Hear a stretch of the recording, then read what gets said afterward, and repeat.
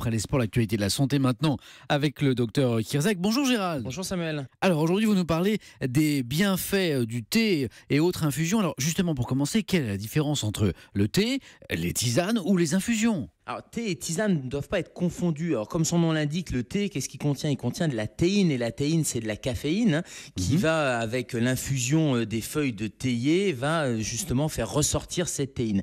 La tisane, elle est composée d'extraits de plantes. Et après, c'est le mode de préparation qui va varier. Le thé, par exemple, sera infusé 3-4 minutes dans de l'eau qui est chaude, mais qui n'est pas bouillante, alors que la tisane, demande à ce que les feuilles sèches soient jetées dans de l'eau qui est frémissante, qui est bouillante, et on va la laisser infuser beaucoup plus, une quinzaine de minutes, de façon à sortir les arômes et les vertus de ces plantes. Thé, tisane, infusion, quels sont les éventuels bénéfices pour notre organisme ? Alors, il y a des bénéfices, surtout en cette période d'hiver. C'est vrai que c'est plutôt agréable. Déjà, le côté boisson chaude va être agréable. Après, la tisane, à chaque tisane, il y a son effet. La camomille, par exemple, va avoir des vertus apaisantes.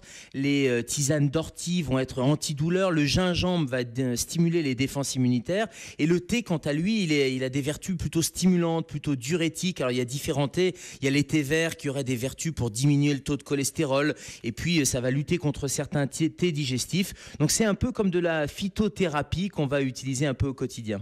Et inversement, Gérald, est-ce qu'il y a d'éventuelles contre-indications si on en abuse ? Je viens d'employer le mot phytothérapie. Et phytothérapie, ça ne veut pas dire que c'est anodin. C'est pas parce que c'est naturel qu'il n'y a pas éventuellement des contre-indications ou des interactions, surtout avec certains médicaments.